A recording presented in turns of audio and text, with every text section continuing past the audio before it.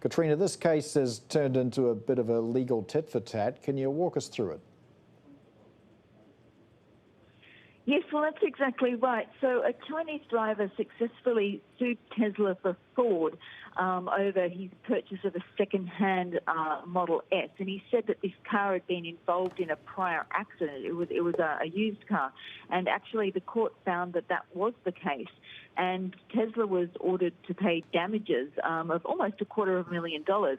But now what's happened is Tesla has actually suing Han for damaging courtesy cars and also for slander after he called the automaker a hooligan company and accused it of lying to the court on his Weibo account. And in response, now Han is suing Tesla for defamation, claiming it portrayed him as a behind-the-scenes organizer of some protests, and he says he has no role in those disruptions. So it's turned into a sort of he said, she said situation.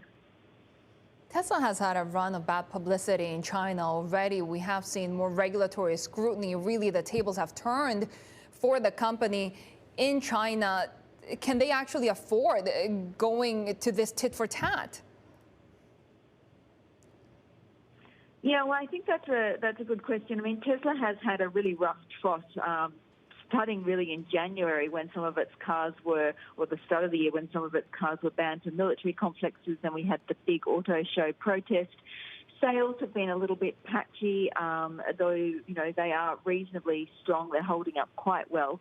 We spoke to a lawyer about this case who wasn't involved in this particular one, and she was making the point that, you know, this verdict can actually be regarded as a sort of milestone in consumer rights protections in China. It's quite rare for, you know, a little guy to take on the sort of giant that Tesla is and actually win. And so she's just making the point that this case may actually boost the confidence of other consumers that are facing similar situations. And so we might actually see more of these actions taking place.